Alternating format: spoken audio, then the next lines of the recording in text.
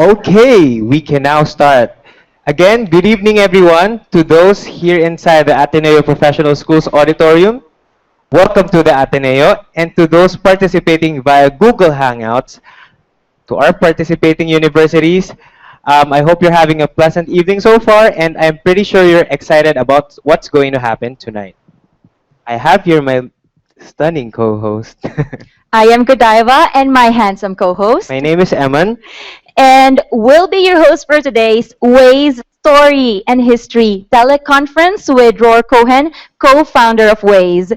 This forum is co-organized by the Ateneo Graduate School of Business and the Israel Embassy here in Manila, Philippines. At this point, we'd like to acknowledge our very special guest. Thank you very much for making this event possible, Deputy Ambassador Hadas Nisan,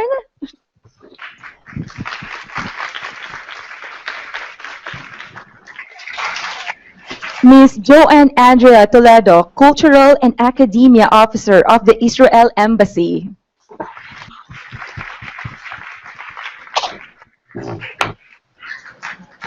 Ms. Karina Ronces Press Officer of the Israel Embassy. We'd also like to acknowledge our friends from the media. We have Business Mirror, we have CBN Asia, and Eagle Broadcasting Network. We're also being joined through Google Hangouts by our partner universities. We have Asian Institute of Management, De La Salle University Manila, Eastern University, Technological Institute of the Philippines, University of the Philippines Diliman, De La Salle University Dasmariñas, Mindanao University of Science and Technology, and the Philippine Women's University. Hello everyone, I hope you can see us via Wave if you can video. see us. Hello. And before we formally begin, we have a couple of reminders, especially to those here inside the auditorium. So again, please keep the usage of your mobile devices to a minimum. And eating is not allowed.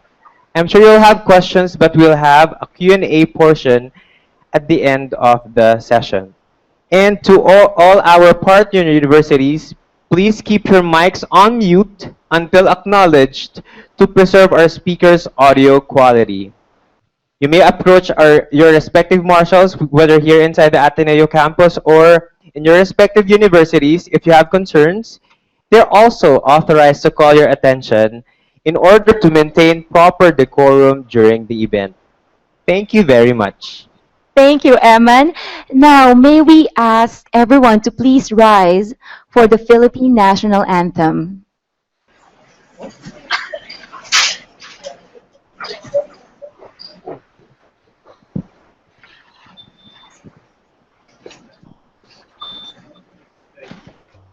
Bayang magiliw, pero sa sinanganan, alam ng puso, sa dibdib mo'y buhay. Lupang hinirang, tuyang ka ng magiting, sa manlulupit, di ka pasisiin. Sa dagat at bundok, sa simoy at sa langit mong bagaw, may nilagang tula at awit sa paglayang minamahal. Ang kislap ng watawat mo'y tagumpay na nagdedingin. Ang bituin at araw niya kailan pa may magdidilim. Lupa ng araw ng malhati ko't sinta, buhay langit sa piling mo. Pamiligaya na pag may makakakit, ang mabatay ng dahil sa'yo. Thank you, everyone. You may take your seats.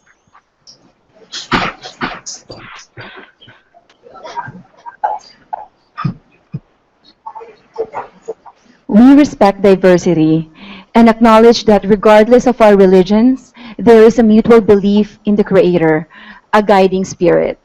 Let us begin by reminding ourselves that everything we do is all for His greater glory.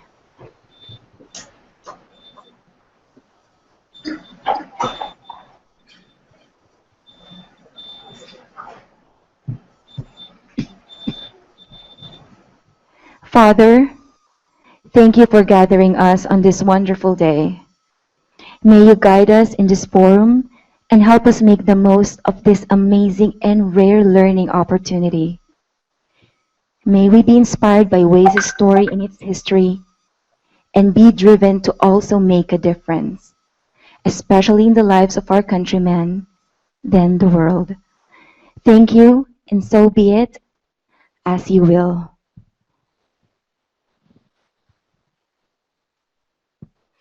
Now, to give us the opening remarks, ladies and gentlemen, and what to expect in this forum, let us give a warm round of applause to the Coordinator for Student Activities and Formation of the Ateneo Graduate School of Business and the founder of AGSB Chamber of Commerce, Mr. Dennis Ryan Cruz.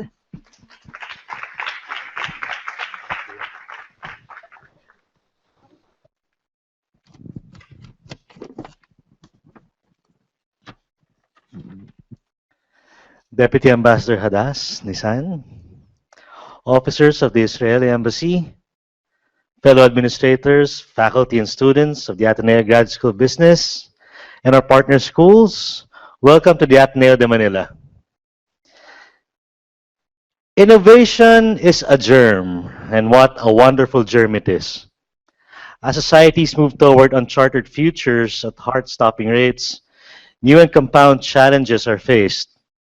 Complexities start to become part of our lives, pushing us to revert to what is traditional and comfortable, or take initiatives that will respond to such difficulties. The latter are done by people who carry that wonderful germ. They understand the current situation, recognize needs, and deliver solutions that will not only address the present, but more importantly, pave the way for the creation of a more developed future that is capable of providing solutions that are relevant and inclusive. We fervently hope to also catch this germ so that we too may contribute to the development of our community. This is the reason why the HSB and the HSB Chamber of Commerce took the opportunity to listen to our distinguished speaker that was made possible by the ambassador and the officers of the Israeli Embassy in the Philippines. We are indeed truly grateful. May we learn more about an innovative startup this evening, how it continues to make a dent in our lives that will surely change how tomorrow will look like. Welcome once again, and good evening.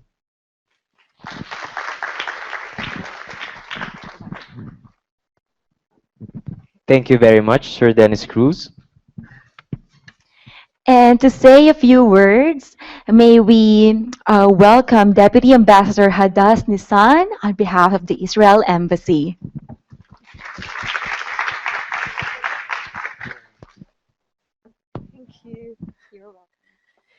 Good evening, magandang gabi to all of you. Actually, it is a very special day for us as an embassy. In 2011, just about 5 years ago, there was released a book called Israel, the Startup Nation. And if you wonder why Israel is called the Startup Nation, maybe it's important to know that a lot of the inventions that you use are actually Israeli inventions. For example, you all use Waze, I guess. Do you use USB to keep maybe your assignments? Yeah. Maybe you use Viber? Yes. So there are actually a lot more, a lot of other inventions that actually were made in Israel. And maybe today, Dror will tell us about the Waze story, which is maybe the story of Israel, story of young people. Dror is just about my age. I still consider myself as young. And he will tell us how a group of young people actually made a genius idea, such an idea that maybe each of us could ask, how come I didn't think about it before? I mean, it's so easy. So he will tell about it to us. I don't want to take more of his time because I think that he's like the main star of today. So thank you very much for attending today. I hope You will enjoy the lecture. I want to thank our team of officers from the embassy. Dre, I don't see you at the moment, but here she is, our cultural and academia officer. I want to thank Karina, our press officer, and Carmela, our intern. So thank you and hope you enjoy the lecture. Good evening.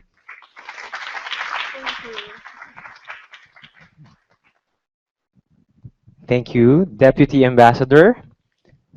And I think that's an interesting book. That's something that's worth checking out later on. Waze, Viber, very interesting. Now, why don't we hear it straight from one of the key persons behind the app that we use, Waze? So let us now welcome Mr. Dror Cohen, one of the co-founder of Waze, from Tel Aviv, Israel. Let's give him a round of applause. Hello, good evening. Hope you can all hear me. So, good evening from Tel Aviv. I wish I was one of the co-founders. I would be.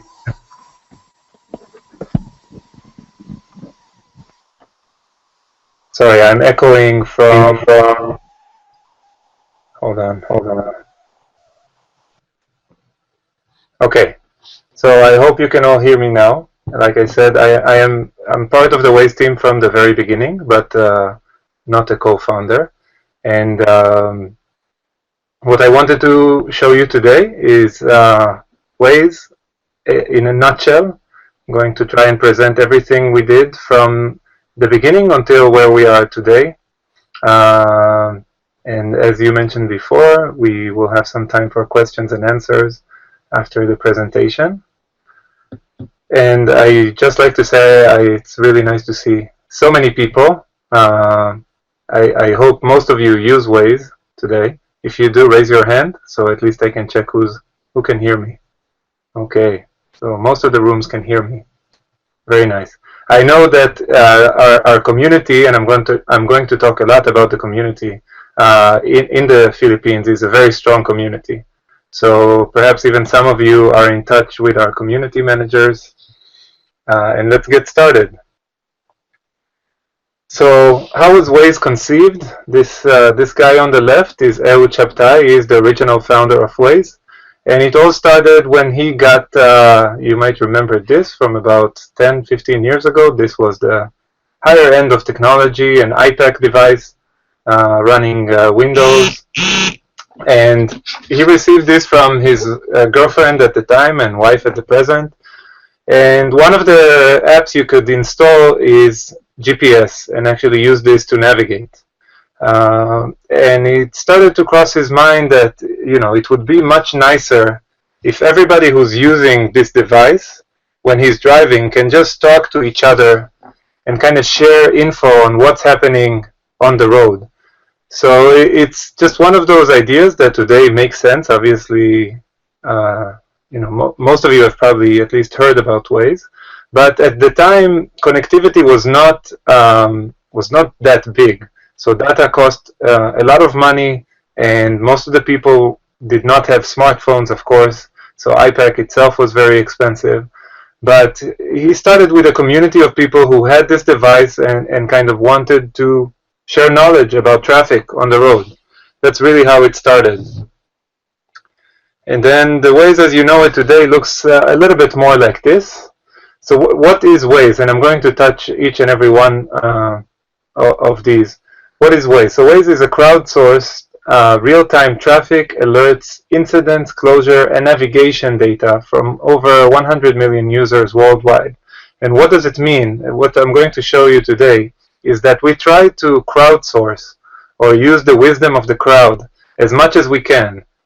So we really try to as we try to scale up, what we try to do is simply use knowledge of the people, so each one can contribute a little bit, and have very smart algorithms that bring it all together and help us make a better product, not by doing a lot of the work manually and getting more and more people to do it, but rather to use the wisdom of each individual using Waze, whether passive or active, and build on that. And what's our mission? Our mission is to save 5 minutes a day, every day, for every driver. And if we can do that, if we can save you 5 minutes of your commute every day, that's already something very big for us. And of course, the higher challenge here would be to eliminate traffic altogether, which is where we want to get. But right now, what we're trying to do is really save each one of you a few minutes every day when you use Waze. So, yeah, we call this building the magic. What I'm going to start is by trying to explain how we build the maps. So that was the first challenge that Waze had when we started. Maps at the time cost money. There were essentially two companies globally who would sell you maps, who would own the property of maps. And as an early startup, we figured out pretty quickly that we will not be able to buy maps. We needed to figure out a solution that will allow us to build our own maps. So, how did we do it? So when you use one of those iPads or any one of your phones, one thing that we collect are GPS points. And at the very basic level, here's a Wazer driving.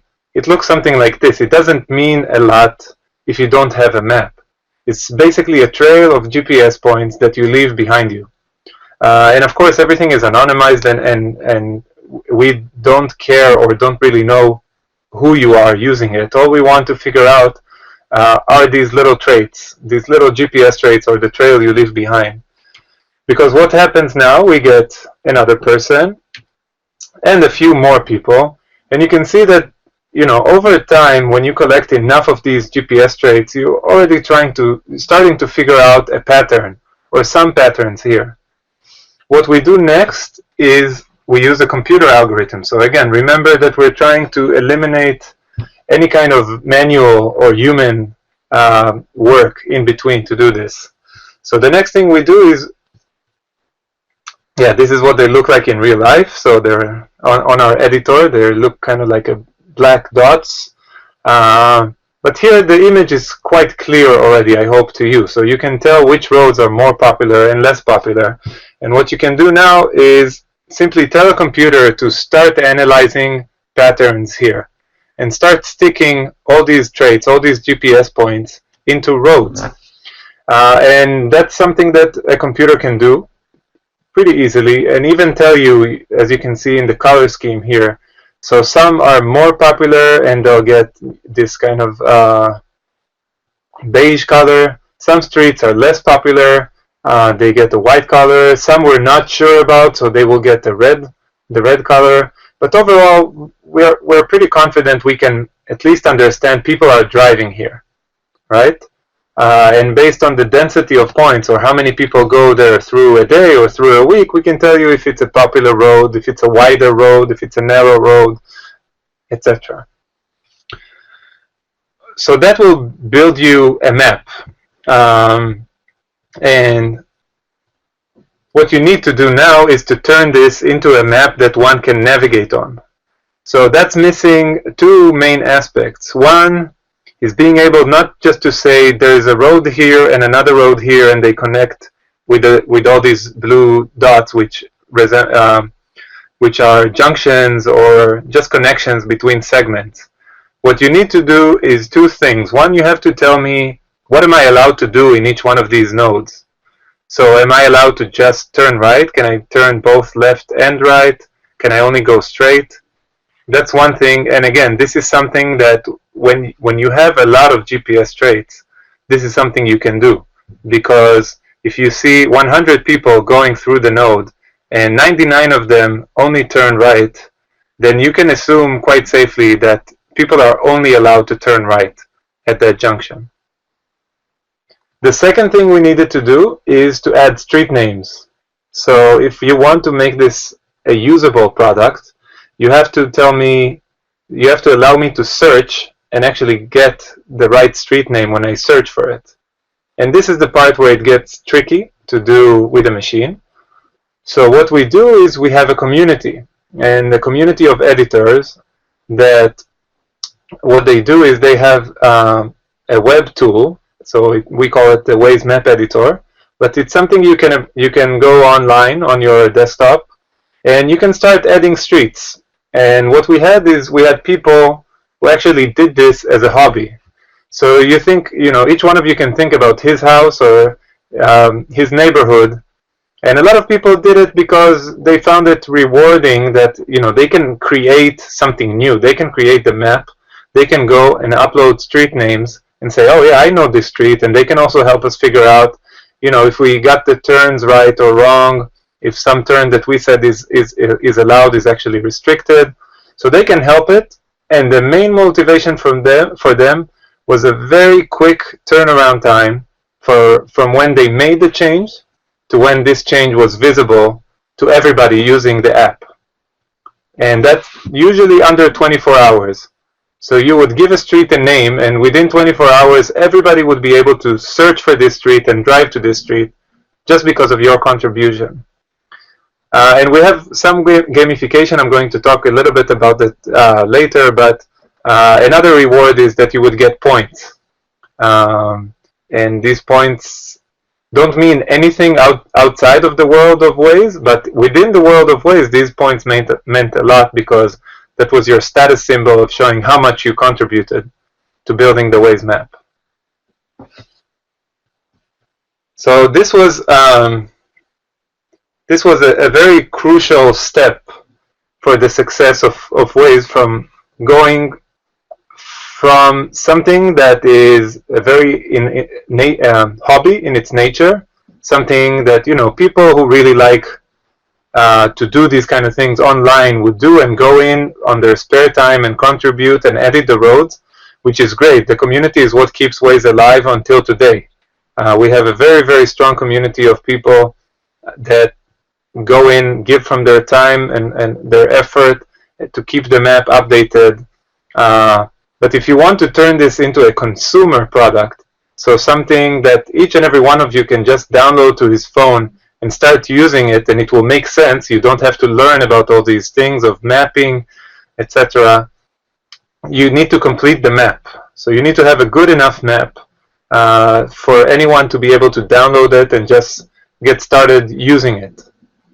And we had different ways of doing it. I'm going to show you in some countries how it went, but when we could, we tried to find kind of shortcuts to get us to this map stage, to get to the map stage earlier and allow people, like I said, allow most of the people to just download Waze and have it work at some level.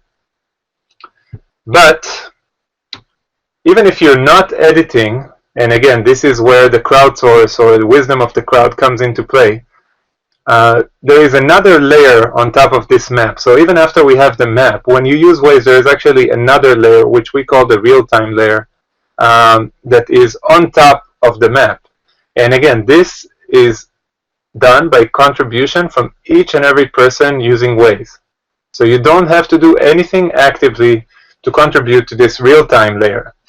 And let me explain what you get in this real-time layer. So the first thing you get is traffic, which is probably the most important thing you're using Waze for. You want to get accurate estimates on traffic. You want to know where is it jammed right now or not.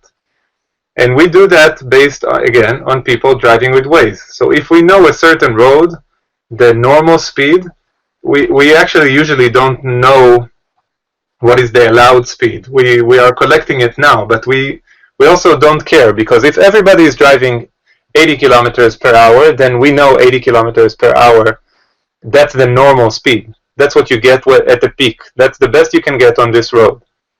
And if we see people right now driving at 40, so half the speed, we know that's quite a decrease in the normal time it would get you to cross that road. So again, you don't have to do anything, you just use Waze, and we see what speed you're driving at and try to assume how bad is the traffic based on this speed. The second thing you get are more active alerts. So these are things like you see a police officer here and an accident or a hazard, and you can report potholes, you can report all kinds of different things. So, and those are active reports. So people will use Waze, and while they're using it, they will say, I want to report this accident that just happened here, so people will know when they approach it. So that's also part of the real-time layer. And that's also contribution from people who do this in order to help others in their community, so other people driving in their vicinity.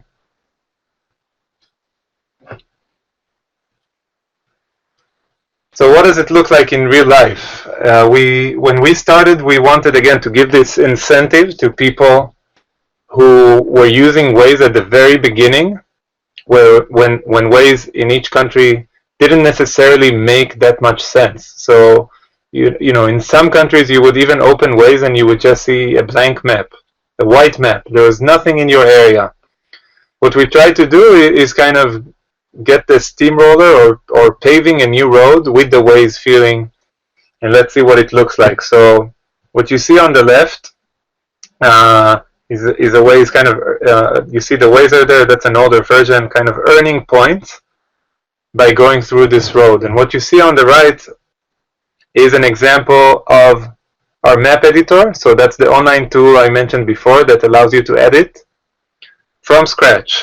So as you can see, this is already about 6 years old.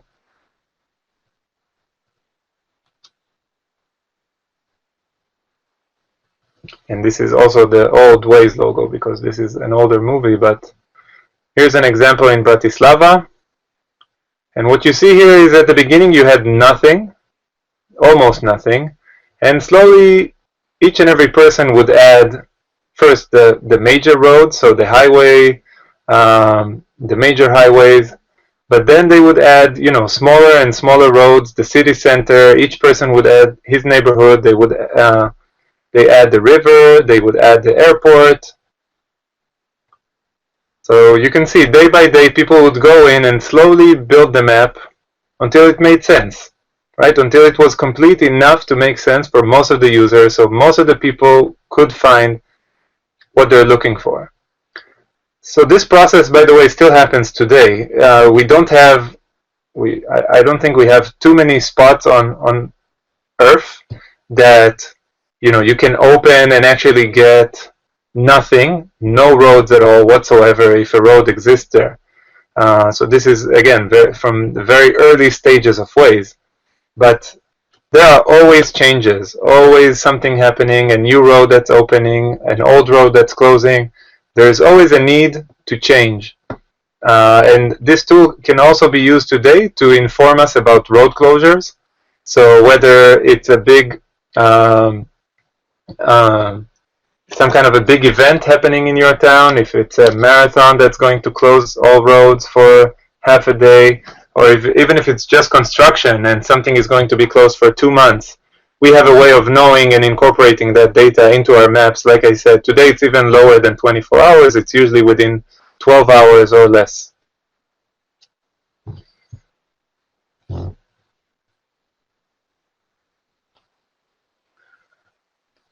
So that was the very basic level of Waze. When the app was ready and already working, we started expanding and thinking how we can collaborate and innovate to get Waze to as many people in each country. Because obviously, when you're based on wisdom of the crowd, you need a crowd. So you need a lot of people to use your app and keep using it every day to make your data as accurate as possible. So we have a few projects. Each one of them has a short movie, which I hope you guys will be able to hear when I play it. The first one is broadcasters. So let's try and watch the video, and then I'll talk a little bit about this.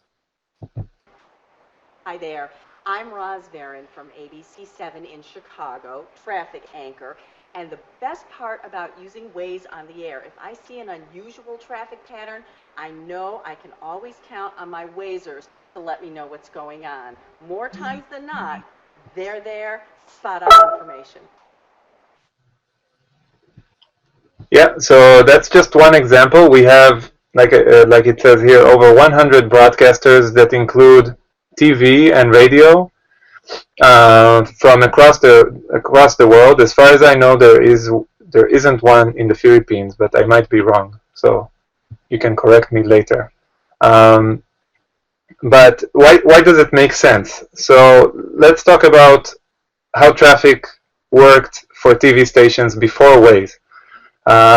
They either got it from some source of traffic control, which could never really cover everything. It could cover major highways if they had sensors on the highway, or it could cover some areas if they had an helicopter just circling around and looking for traffic, or they could have people phoning in and say, I'm stuck in traffic. None of them really gives them a coverage of everything that could happen. So sometimes, big traffic incidents could happen not just on the highway, or they can happen somewhere that's affecting the highway, but you need to kind of look at the entire map of the area to understand what's happening. So they could get much more accurate data from Waze about their city than any other source. For Waze, it made sense because, first of all, what you see on TV, that's real. So if people see the Waze brand on TV, for us, of course, it made sense, and it just made us kind of a common, house product, like something as seen on TV. So for us, it made sense. And as you can see, as you could see in the video, we developed a slightly different version of Waze for broadcasters that would make it much easier for them to use when they're on air. So they can select regular routes they can choose from point A to point B, and always go back and look at those. And they also have a much nicer UI that's fit for TV. You can see she's holding an iPad in her hand. So everything is based on using an iPad with very easy control buttons to go between different routes or talk to the community. People can join certain TV stations if they want to help that TV station get more updates, and they would even get called on the air. So some of the broadcasters or the traffic anchors would thank specific Waze users when they send a message about something that's happening. So that's one big project that we are doing. The second big project, I hope you guys can hear the video, but you're all on mute, so I'm gonna hope it's fine. The second one is what we called Connected Citizens or Connected Cities. And let's watch the video.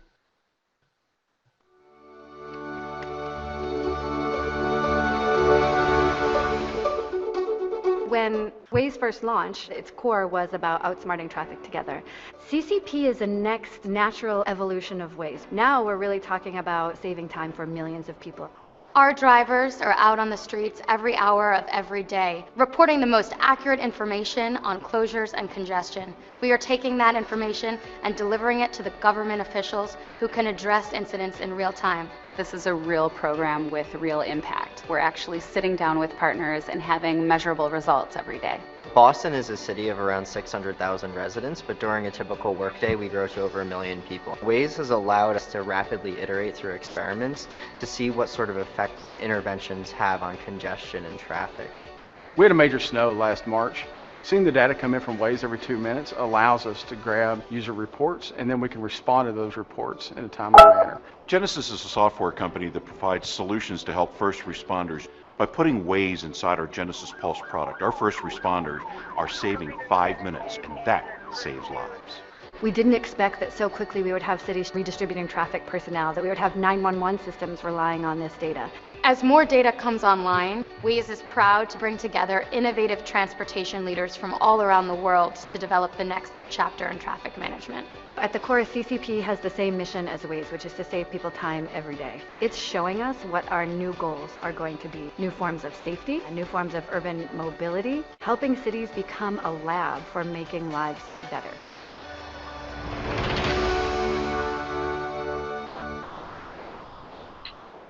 Yeah, so that's CCP. And again, if we try to understand, why this makes sense. So the real-time layer I was talking about before, you can think of it as, the best way to understand if there is a problem. But we actually have more than just, incidents or accidents happening, which also require many times city or, first aid or whatever to get there as quick as possible. It also allows us to do things like garbage collection optimization. So we can give data we can give the data to CCP that will allow them to optimize routes for garbage collectors, for buses, for anything, any kind of operation they want to run in their city, and do it smoother and better for the citizens in that city. You saw Rio de Janeiro in the example. So one of our first partnerships was with Rio for the World Cup, and we are now working with them on the Olympics. And we are actually a big part of the situation room, like the room where they control everything, and they're able to see right away if they should direct traffic somewhere else, because there is already a lot of traffic in another side of the city. If you go even further, you can think of cities trying to really spread traffic through the city using these algorithms, using this knowledge. So try to send people different ways, or even optimize toll routes or whatever based on time to optimize traffic in the city. So that's the connected cities. If we think about why is it so good for Waze? What do we see from it? So for us, this is tremendous value. First of all, getting recognized by the cities and being able to work with them on these big scale projects that everyone can leverage. We get some data from the city as well. It allows us to do experiments on the city level, and that's just something amazing for Waze to be able to do. And of course, we also get heads up about anything that's happening in that city. So we keep our maps up to date before anyone else. So anyone in that city would usually know, to get the best real-time knowledge, to get the best real-time traffic, they can go to Waze. Okay, let's talk about the next type of innovation. Which is advertising. So how do we monetize? And again, I have a short video to show you.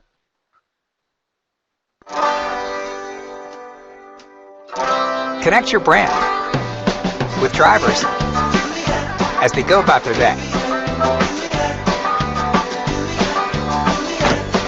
Waze pens are like digital billboards, educating and reminding drivers of places near their route. Showing messages that are both contextual and measurable.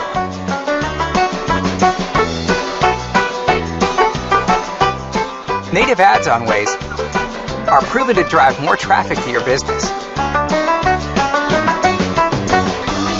And the world's top brands are already using Waze ads as a unique marketing channel. Waze puts your brand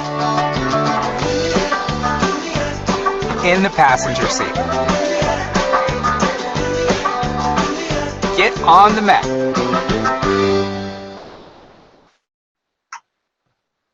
Okay, so a friend wrote to me while I was watching this video that we actually have 3 broadcast partners in the Philippines. So hopefully you guys have seen what I was talking about before on TV or radio. You can tell me later. Advertising or monetizing the app. So again, that's another big step in any company is trying to figure out if you give a product for free and you want to keep it free, and that's the plan. Like Waze will never charge money for using Waze. How do you monetize? And there are 2 ways to think about this. One was to create data that is good enough to sell it. So that means things like selling the map or selling traffic data, etc.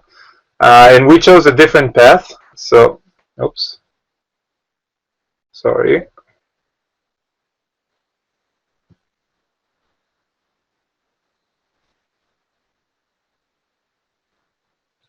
Let me try and present again.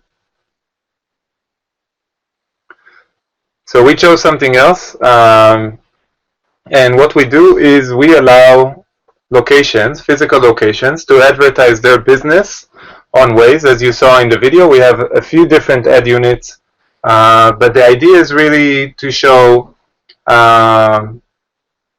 users, Waze users, or people on the go in general, to be able to show them branded places and to have that affect their behavior in some way, hopefully, or at least make it easier for them to find these businesses on Waze. So that's our monetization today. That's how we monetize. And finally, last step of innovation, or last examples for today. And of course, I have another video. Here at Waze Labs, we've been looking for new ways to beat rush hour traffic. We explored every possible solution. At last, we noticed something astonishing. It appears a vast majority of cars have more than one seat already built in. So if commuters ride together, everyone can beat rush hour traffic. It's called carpool.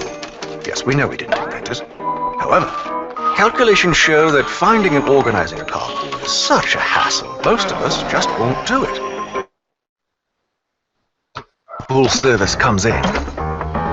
You see, every day millions of drives are already happening with Waze, the largest community of drivers on the planet.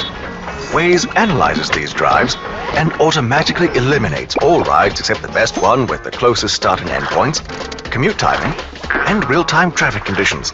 So pick-up and drop-off tours are minimal, and the entire carpool experience is easy and hassle-free. And everyone wins. Just by pitching in for gas, riders get a comfortable and affordable ride. And drivers cover their gas costs just by helping someone on the way. It's carpool, powered by Waze. And here's the big picture. Since Waze Carpool makes the most of a drive that's happening anyway, you're actually helping reduce cars on the road and greenifying your daily commute. Ready to carpool with Waze? Give a ride with Waze, or get a ride using the new Waze Rider app.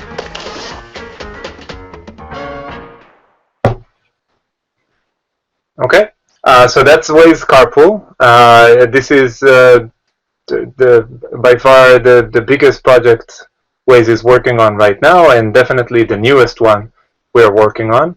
And the idea here is simple, as the video showed you. So the idea is we already know a lot of people are going from point A to point B. And if we are able to match these people, like I said, we can help by not just reducing the time, the 5 minutes per day that you're stuck in traffic. We can help by eliminating cars from the road. So, you know, if we think about just everybody carpooling, that will eliminate cars on the road by half. If we just get each person driving alone in his car to get into another car. Unlike other carpooling apps that you have right now, Waze Carpool is not intended to make any kind of gain or money. You cannot profit from it as the driver. It's simply helping splitting the gas cost between the two, between the driver and the rider. And of course, I think the biggest advantage we have here as Waze is that we have a lot of drivers. So we already have a lot of people, you know, assuming they will be willing to pick up a passenger, but we already have a lot of people that we know are going from A to B. So we just need to get people to ask for rides and then make this match, which is something that we're doing right now. It's already running in Israel, and it's starting now in the US, and eventually it will be available worldwide. So that's Carpool by Waze.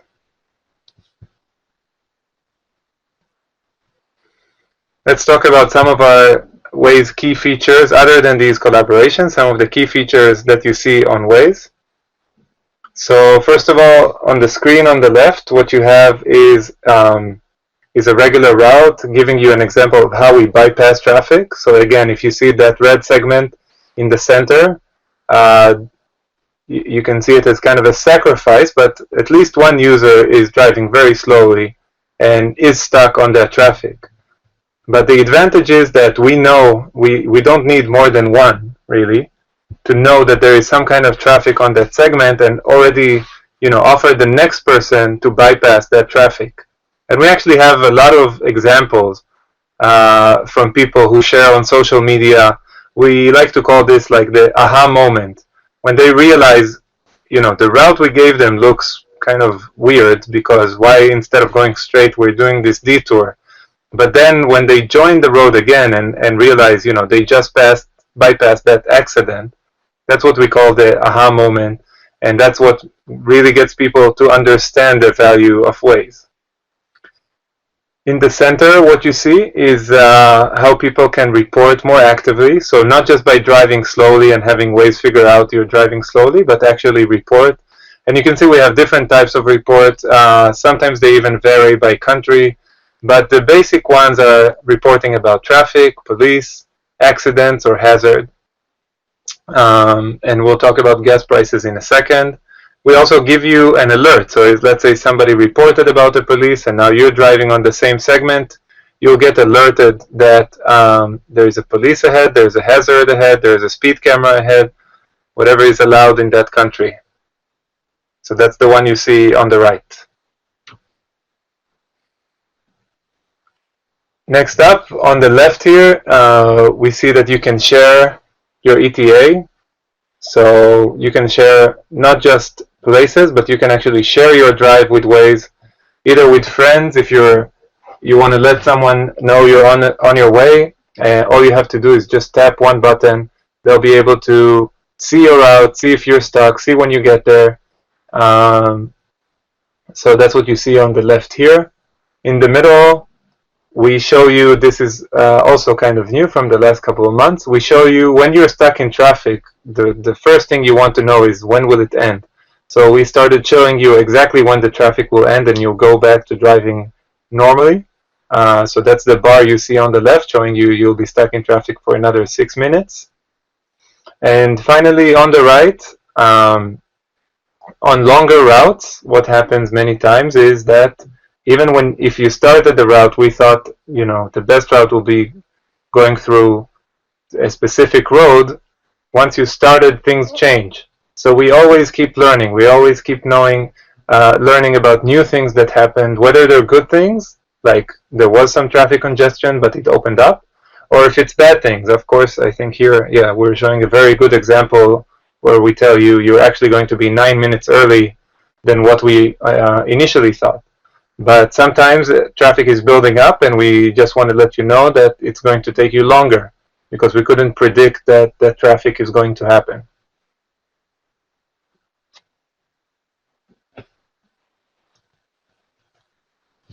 Next, on the left here, what we see is that we allow you to integrate all your events, whether they're Facebook events or from your calendar events.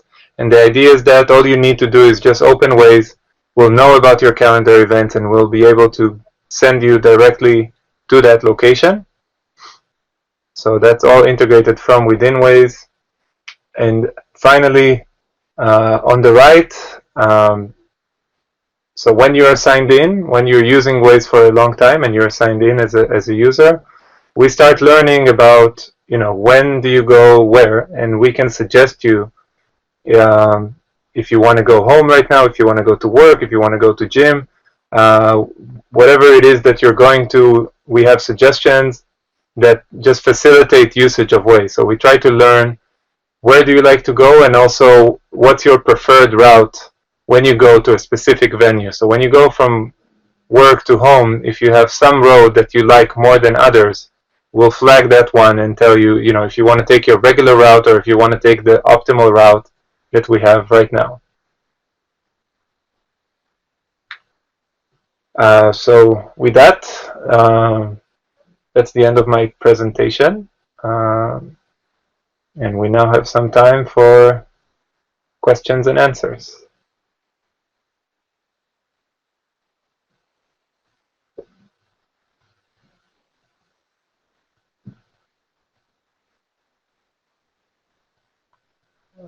Wait.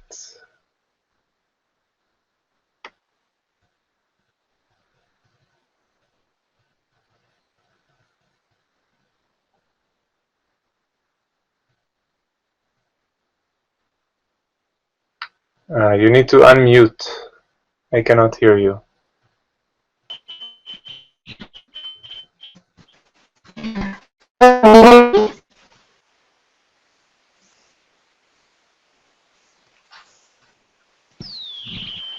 Dror, can you hear us?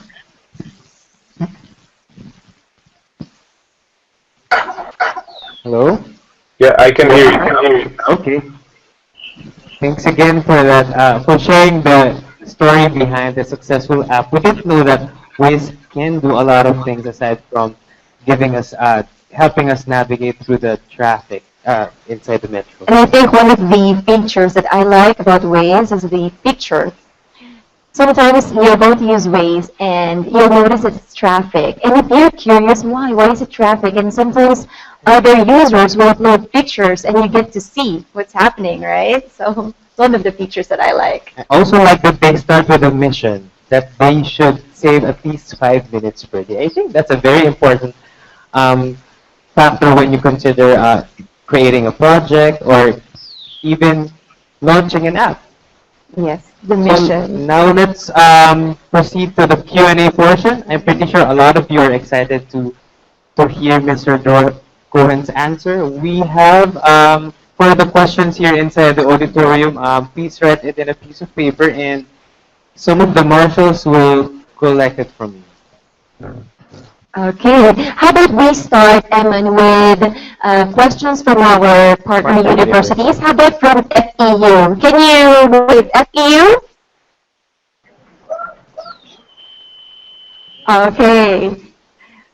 So what's your question, Eman? So the first question is, what was the toughest constraint encountered by the Waze developers during the entire cycle of its design, development, and implementation?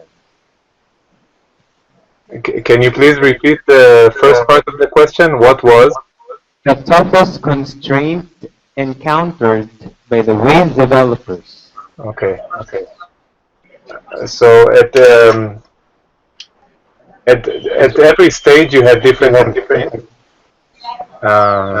You might want to mute Renan in your. I'm just hearing a lot, so I think if you can mute while I'm talking. Can we ask our to kindly please to kindly mute the sound on your end?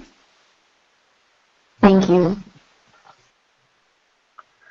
Okay, so what were the constraints? And like I started saying, there were different constraints for each stage of the company. But I think that the biggest challenge we had to work when we were working on designing and developing the app were we can kind of put them down into two. So the first one, like I said before, was always trying to think what is scalable.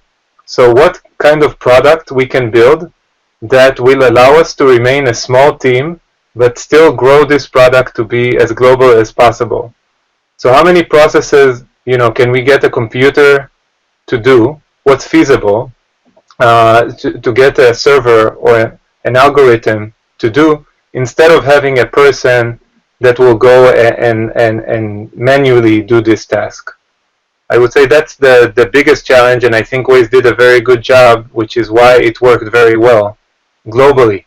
Because essentially we built a model that allows a small community of people in each country to support its own country, even with minimal to no intervention from Waze, and use the tools that we gave that are global and just build them up. And that's the first thing. The second challenge that we had was how much innovation do we put in compared to how much we polish and make sure what we have right now is the best product that you get. And during the process, many times innovation won.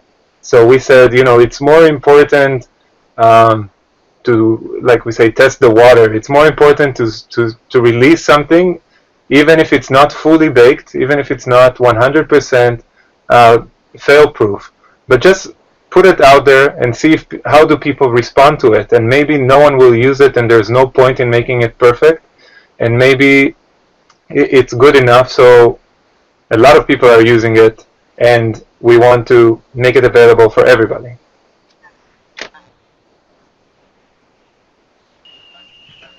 Thank you for that answer. It was very insightful. Thank you. That was from Far Eastern University. And Alan, how about from Philippine Women's University? Second question would be, do you consider adding features such as predictive analytics to Waze? Do you accept researchers to propose projects related to this? Okay. But again, if you can in the main hall while I'm talking. Thank you. So predictive analytics, I am not 100% sure what you mean, but Waze does a lot of predictive analytics today. When you think about even a route request, we do for each and every user who asks for a route, there is some kind of scale between what's happening now and what we can predict about the future. And I don't know the exact time, but let's assume something like 30 minutes or 45 minutes. There's almost no meaning to what's happening right now, and everything is predictive. Everything is saying, based on what we know, today is a Tuesday and it's going to be 7 p.m. So we predict that the traffic is going to be such and such. So that's for the first question, and we have a lot of very talented researchers here in-house building these kind of algorithms, trying to predict exactly traffic patterns, and also, now we have higher challenges like predicting specific holidays per country. So many times behavior would be very different just because it's some kind of a holiday in each and every country, and that's harder to predict. As for the second question, we do have some, but as you know, Waze is now part of, we do have some work with external bodies doing research. As you know, Waze is now part of Google, so Google has a very structured plan on how to propose to do research, and if you want, I can share later the website, you can check. Dror, we have a very good question here from TIP. Do you have any advice to students who may have great ideas for business development in the future, and how can an idea be protected?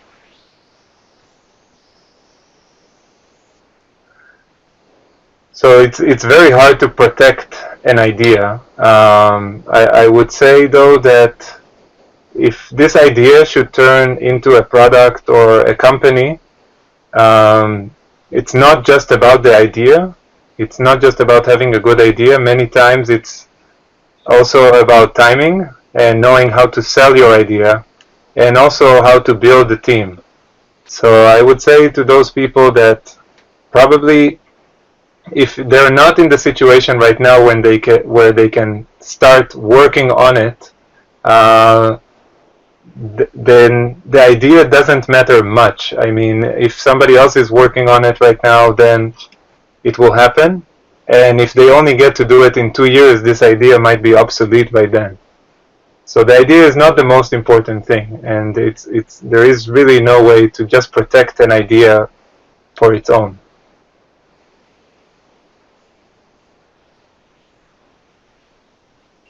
Thank you, Dror. We have another question from the University of the Philippines, Diliman. So Waze got its initial users or testers in Israel, and the product matured from there. What were the challenges in introducing the product in the United States, where Google Maps and Apple Maps at that time were dominant in the field of maps and navigation? Okay, so first of all, I have to start by saying when Waze was launched, there was no Apple Maps, and Apple Maps launched about 2 years after Waze was launched in the US. And if you recall, their launch did not go that smoothly. And one of the biggest boosts for Waze was actually when Tim Cook, the CEO of Apple, kind of apologized for Apple Maps not being ready and recommended other products, including Waze. So that's just an anecdote about Apple Maps. But what we try to do is really build our own branding, build our own story, and really focus on something very specific. So Waze is an app that's very, very focused on commuting. It's very focused on using it when you're going from point A to point B, and you're already familiar with both point A and point B. You already know the way, but we want you to use it to be sure you're getting the best way, the best commute you can get right now. And that's really the Waze branding as far as usage goes. The other part of Waze that really differentiates from anything else is this sense of community.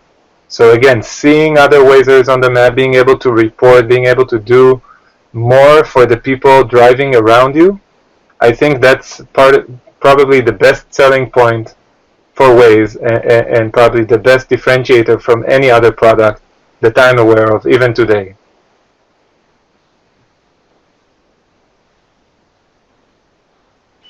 Thank you, Dror. And Emma, we actually have a lot of questions from the audience, and as much as we would like to accommodate all of it, we can only ask 2 or 3. So let's start with this one. I don't have the name of the person who asked, but the question is, what Israel government policies and support help Waze and other startups in Israel grow? So specifically for Israel, there is a very good environment for startups. You've probably heard the term startup nation, but I think it's very much in the culture of Israel, to think big and not let the fact that it's a small country and very different from most other countries by language, by culture, whatever you want. So we really have this tendency to, you could look at it as a bad thing, but we have a tendency to look at ourselves as we know best, right? So what we believe in, that's what's going to happen because that's what we think should happen. And many times it will fail, but sometimes it will also work. And I think that's one thing that is just in the culture here in Israel. So a lot of people are entrepreneurs, a lot of people have an opinion. Many people think, many people thought this was not a very good idea. Many people thought, this is something that can get crushed easily by bigger companies, and it's not differentiated enough.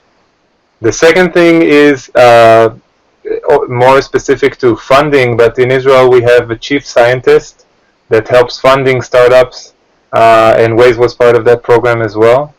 I'm not sure if you have that in the Philippines as well, but that's, again, part of the culture here and part of being able to get sponsored or get funding from an official government office. Definitely a follow-up question, but I think that already answered it. The follow-up question was, when Waze started, was it able to afford, or how was it able to afford programmers and pay the business while it wasn't generating ad revenues? So earlier you mentioned that it was being funded. Was that the answer, or was there another source of revenue? So no, it was purely based on funding, not just by the scientists here, but there were a few groups that invested in Waze in the early stages. And that's very common for startups here in Israel. They start with the seed round, and then if they're successful, they go to the next round. And Waze was not different in that sense. Good question. Whoever asked this question, very good. How about another question, Eman? This one's a little bit different. So Jordan, here's the question. If you were to do a startup all over again, what space would you like to be involved in and why? Me personally. Is that to me directly?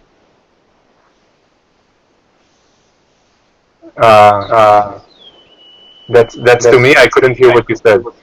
Yes, that question is for you. Oh, To you okay. personally.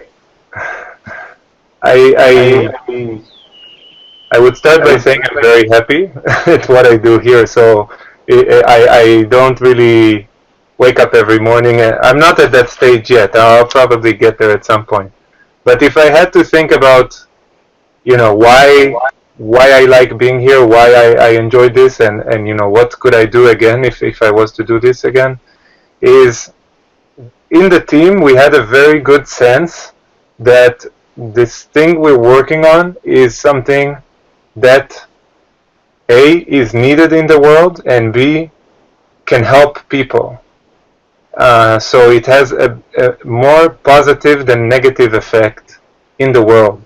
And the fact that the real time, like the loop of feedback, was very quick. The fact that you could do things and see them for each and every person, that's what I also mentioned about the community. Even if you just edited the map, the fact that you could see that you did good within 24 hours, I think that's the best feeling that you can get to motivate anyone, whether it's someone contributing from his time, or if it's a programmer working on making the code better, or if it's a designer. So I think those were the things I really liked, and that's what I'm going to look, if I was to look for something else to do. Thank you, Dror. Great answer. And partly it's protecting the the idea. Yeah. Another And this setup. question is from Hector, Korea. Yep. So thank you for the question. And we have a third question. This will be the final question for today. Eman? How long did it take for you to monetize the app to get revenues? Who asked the question? Sorry, I will repeat that again. How long did it take for you to monetize the app to get revenues? Yeah, so if you know who asked the question, you can ask him how much revenue.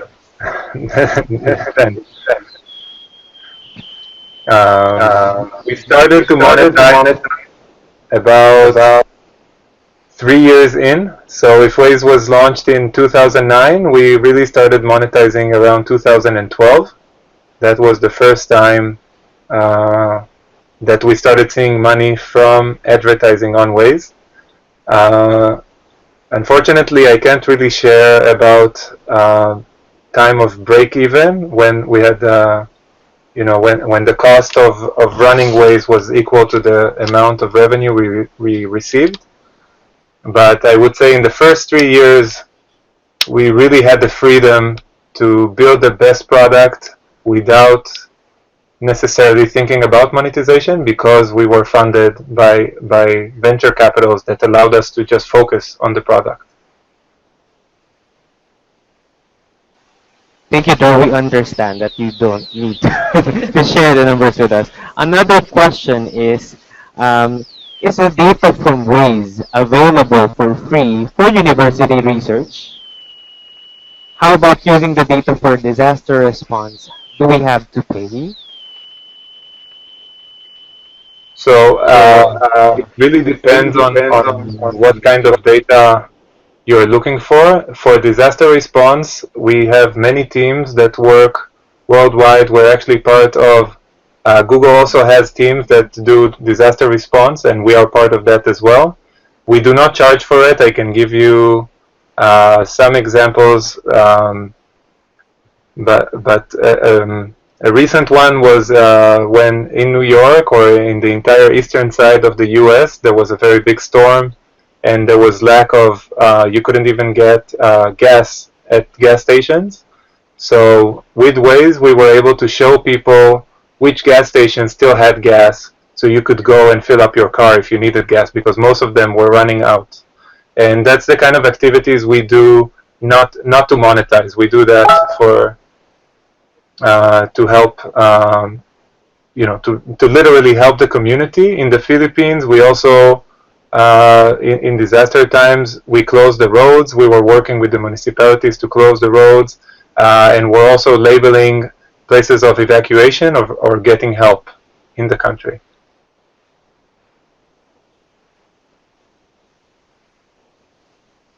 So here that I think most of the answers that you gave address most of the questions that we haven't asked. Now that ends our question and answer for tonight. I would like to thank our participating universities who showed their eagerness and passion to learn from our very special speaker, Mr.